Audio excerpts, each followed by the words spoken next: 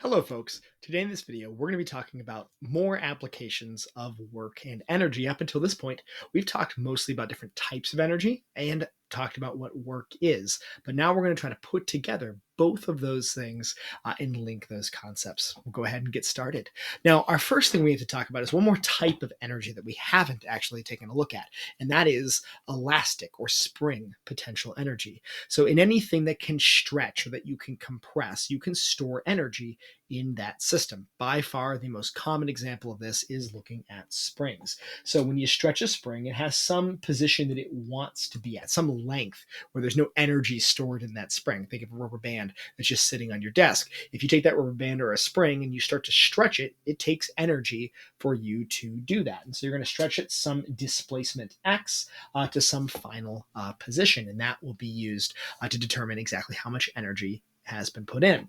Now, in order to stretch that spring, you have to apply a force. That force is described by Hooke's law. And Hooke's law says the spring force is equal to some constant K, which we're going to call the spring constant,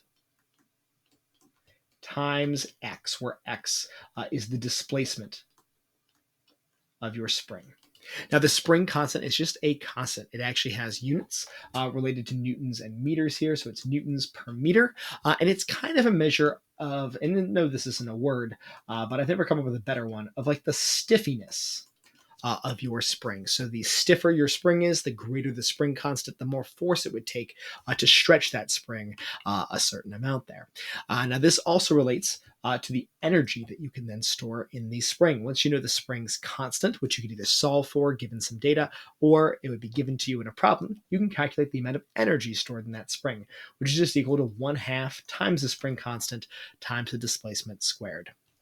So if we try an example problem here, it says a 5 kilogram mass is hung on a spring and the spring stretches 0.45 meters. We want to know what is the spring constant. Now, if I hang a mass on a spring, kind of similar to what's been given here, that mass, ignore this hand that's just kind of sitting there, that mass is just kind of hanging, right? It is in equilibrium. So what we could do is draw out a little free body diagram for us and realize that the weight of our mass, Fg, is pulling the mass down, and the normal force, or the force, there's no normal force, but the force that is pulling it up is the applied force from that spring, the spring force. And so if you've just hung the mass there and the system's in equilibrium, those two forces have to be equal. So I can solve this problem number one here, just using Fs equals Kx, where my Fs is going to be my gravitational force from my mass. That's 5 kilograms times the gravitational constant, 9.81 meters per second squared. And that's going to equal K, which I don't know, times the displacement, 0.45 meters. So solving out for K there, looks like I get 109 newtons per meter. Okay, now I want to find out the potential energy stored in my spring. Here I'm going to use that second equation. My spring potential energy is 1/2 times that spring constant I just solved for, newtons per meter, 109. And then lastly, the displacement. And don't forget to make sure that you square that. Go ahead and plug those numbers in your calculator. When I did that, I ended up getting 11.0 joules of energy stored in my spring. Okay, so that's springs, which is another application of energy. We've talked now about two different types of potential energy: gravitational and elastic, and that's all we're going to see for most applications. Of course, you could talk about others, but these are the ones that commonly will come up in our course here.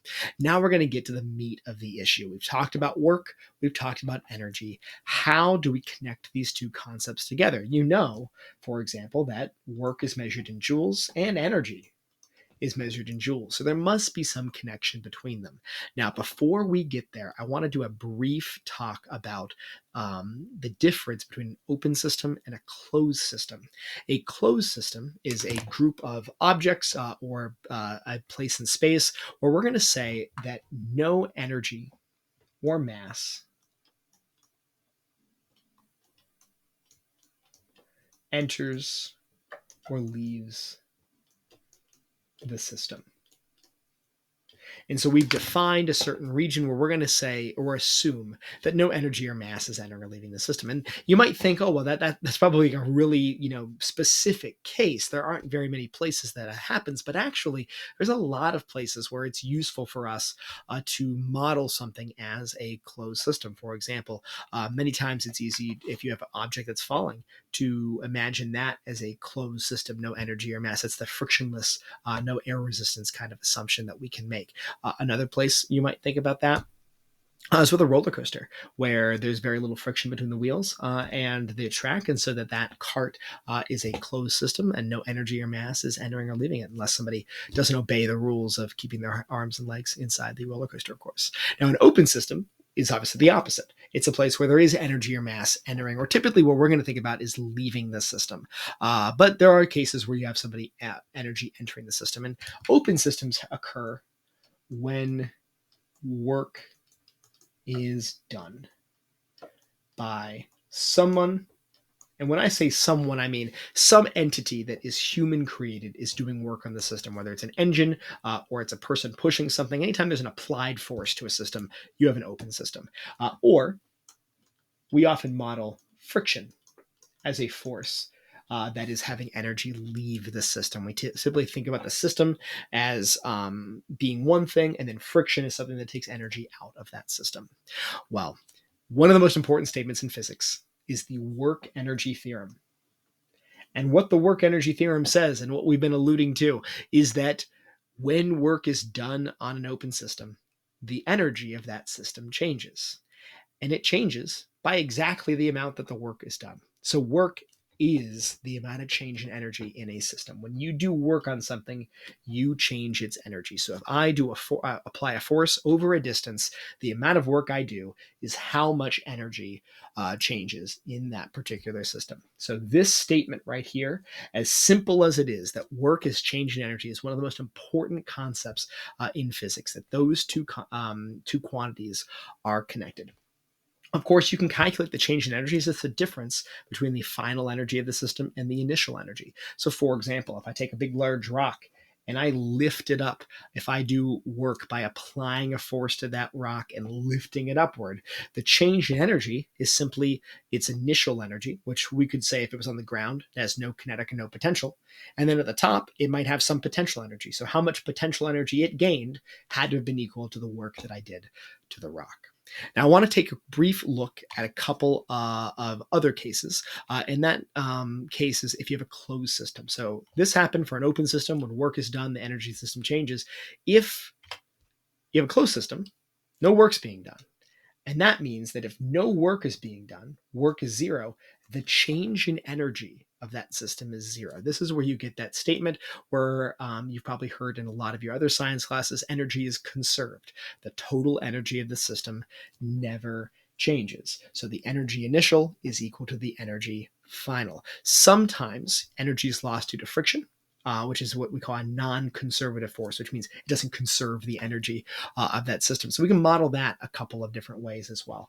If you have a closed system, there's no change in energy. So we can calculate the total energy of the system and say that that is constant. Now you're saying, well, what's the total energy of the system? Well, the total energy of the system is equal to the amount of kinetic energy in the system plus the amount of potential energy, and then plus this Q thing. Now, what Q is our energy lost due to friction. And it's no accident that that symbol is Q. If you want, go ahead and take your hands, rub them together. This is a good example of friction at work. You are putting in work yourself and turning that into friction. Of course, you might feel your hands are a little hot. You might have encountered Q, a lowercase q, in some of your chemistry courses where you calculated Q equals mc delta T. There's a reason those two are connected. Now, it's a little more complicated than that, and we'll talk more about that when we do thermodynamics, but this Q is the amount of energy that is lost from a system due to friction. And we can actually use this even in a closed system to explain where some of that potential or kinetic energy will go. So this kind of energy, potential and kinetic, we call mechanical energy. And if you lose some mechanical energy, typically it is going into friction. So we can use this to model friction in a closed system, or we could just consider it an open system and then use it that way. Okay, what I'd like to take a look at then is a couple of examples of how to apply this in different scenarios. But I'll tell you, we've learned everything we need to learn. So if you want to, you can pause the video, try some of these examples on your own in the notes, or go ahead and listen and we'll kind of walk through some progressively harder and harder examples. So example one, an arrow is pulled back a distance of 0.44 meters with a force of 15 newtons. How fast will the 0.25 kilogram arrow go when released? Well, I always tell people, the work energy theorem seems super easy, but this is maybe one of the more complicated things we're going to learn. And the reason being is that it takes intuition. You want to look at a scenario. Here's my arrow being pulled back and be able to identify the flow of energy through that system. So what I do is I'll draw myself out a little diagram. I'm saying, hey, somebody is doing work on this arrow and they are applying that work to pull it back. That then gives it potential energy. And then once they have that bow and arrow ready, they've stored that energy after doing all that work of pulling it back, they release it, and then that potential energy causes the arrow to move and it gets turned into kinetic energy. Now, this might seem simple, but the reason to do this is it helps give you a guide of where you're going to be going in your calculations. I notice they give me the distance it's pulled back and the force. So I could, of course, easily calculate the work done. Work is force times my displacement. So I'll take my force, 15 newtons, times the displacement, 0.44 meters, and I end up getting 6.6 joules of energy here. Now, I want to know how fast the arrow is going to go. Well, I don't have an equation for speed as it relates to work, but I know that all the work that went into the system, remember, work is change in energy, ended up getting turned into energy. First, potential, which it doesn't seem like this problem cares about, and then finally, kinetic. That's what this problem cares about, because kinetic is 1/2 mv squared. So I can connect the energy into the speed of my arrow using the kinetic energy equation. And this is where that intuition comes into account. You need to be able to know that that work done is the kinetic energy at the end. I can just slam that 6.6 joules I got and say that is my kinetic energy. That's where intuition comes in. We're going to see a lot of examples, and hopefully this will help you kind of build up those skills in being able to make these connections. From there, we then just plug in 1/2 times the mass, 0.25 kilograms, times my speed squared. Go through, calculate out that speed. When I did it, I got 7.3 meters per second. Okay, problem number two. A 12 kilogram box is pushed up a 2-meter high inclined ramp, a distance of 16 meters, and then it looks like it's by a force of 35 newtons. First question is just what is the work done on the box? It might be helpful to draw a little diagram out here. When they say a 2-meter high, that must be the height here, inclined ramp, and it's being pushed up a distance of 16 meters by a force of 35 newtons. So when I want to find the work done on the box, if here's my box, it's being pushed up by that force of 35 newtons. It's these two variables that are going to be used to calculate my work. Remember, work is force times displacement. So I'll take my force, 35 newtons, times my displacement, 16 meters, and I end up getting 560 joules when I go ahead and calculate that out there. Now, what's the gravitational potential energy change for the box? To find gravitational potential energy, that's just UG, and that's mgh. Take the mass of my box, 12 kilograms, times the acceleration due to gravity, 9.81 meters per second squared. And lastly, my height of my ramp, that's the 2 meters here. So I'll go ahead and plug my 2 meters in, and I get 235 joules when I go ahead and do that. So now we get to the hard question. How much work is lost due to friction? Now, you can approach this from a mathematical standpoint. Here, I'm end up doing a open system, right? Because somebody is doing work on my box. And so we know that that work, we'll say W equals the change in energy. And if you head back, we had said that that change in energy, the energy of a system, is equal to the change in kinetic plus the change in potential plus Q.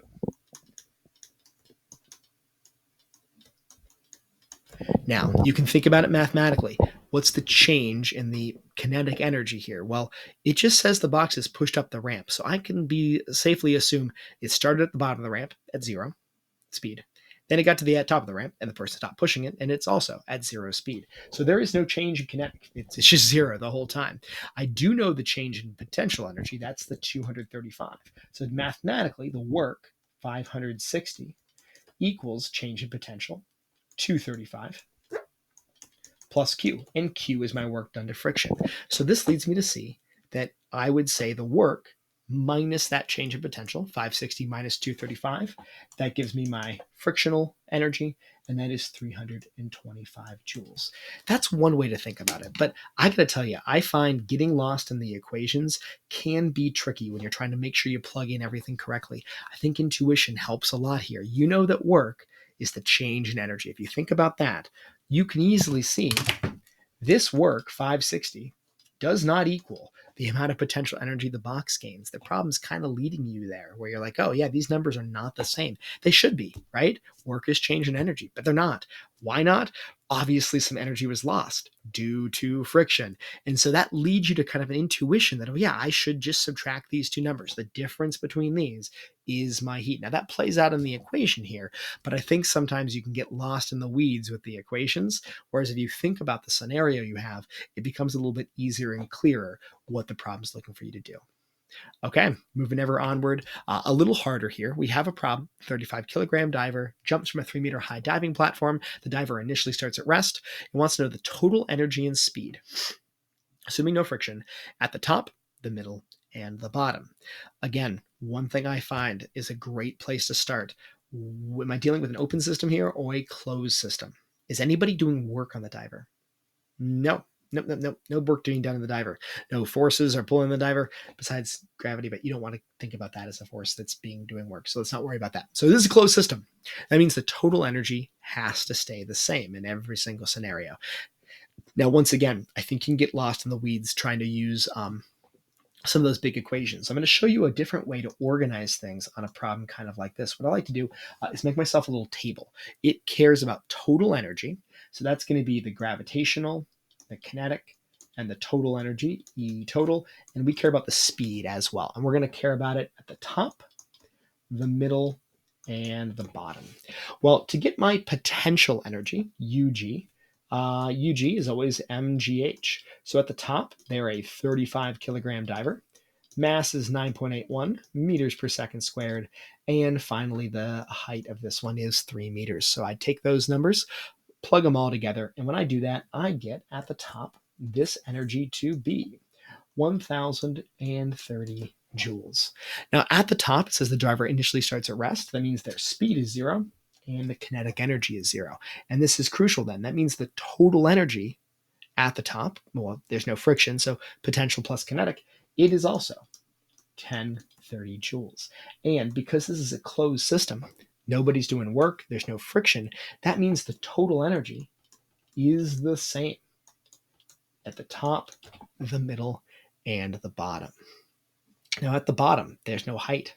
They're at 0, which means the potential energy is 0, which means their kinetic energy, we immediately know this plus this has to equal 1030. So the kinetic energy at the bottom has to be that. And this makes sense. If you have a lot of potential energy at the top, all of that potential energy turns into kinetic energy by the time you hit the bottom. Big by conservation of energy.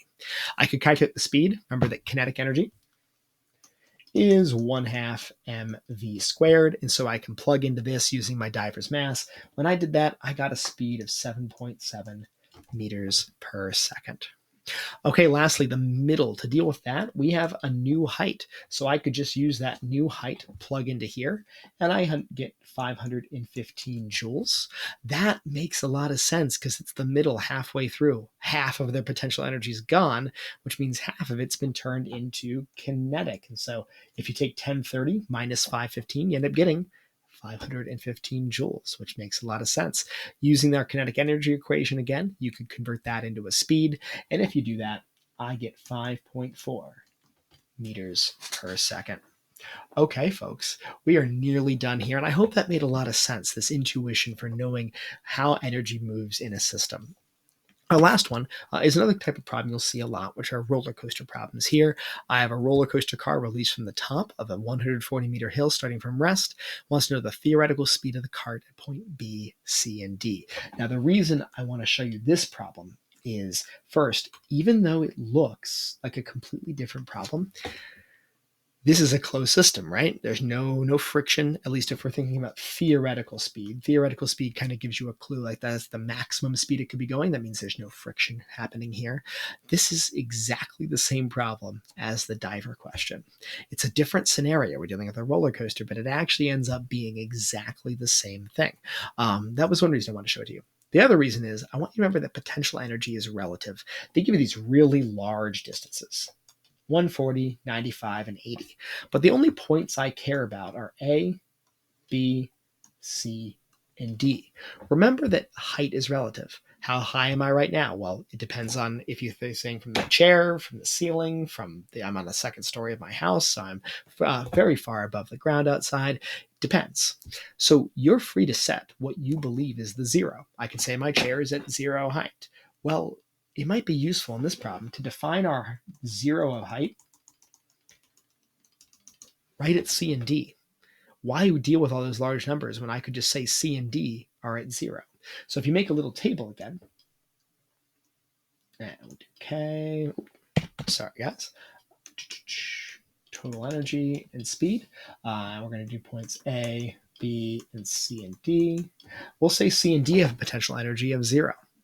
And then if I want to get the height of B, B is 95 above the ground, C and D are 80. So that means B is 15 above there. And then that means that A is 140 minus 80, so 60 meters above that distance there. Okay, I want you to go ahead and give this one a try. I'm going to go ahead and fill out the table for you. So go ahead and pause the video if you'd like, and then I'll go ahead and show you what I got here. When I did my calculations, I ended up getting 147,150 for point A's potential energy. And then point B, I went ahead and got 36,788 with some rounding. For kinetic energy, this one was 0. This one was 110,362. And that C and D, it was 147,150, which matched A's potential energy. It was the same for C and D. Total energy was at 147,150 the entire way down. That meant the speed at A was 0, speed at B was 29.7, and speed at C and D were both 34.3 meters per second. Now, if there's no difference between C and D, because there's no friction, they're at the same height, so it makes sense those should be the same. It does then ask at the end, if the speed of the cart at point D is actually 30, how much energy is lost due to friction? Well, to solve that, I found out the kinetic energy at 30, and if you do that, I got 112,500. That is definitely less than the 147,000, so the difference between those is your energy lost due to friction, and for that, I got 34,650 joules. Okay, folks, that's been a great whirlwind tour of potential kinetic energy and how they relate to work in doing conservation of energy problems. Go ahead, give some practice problems a try, and if you have any questions, let me know. Take care. Have a great rest of your day.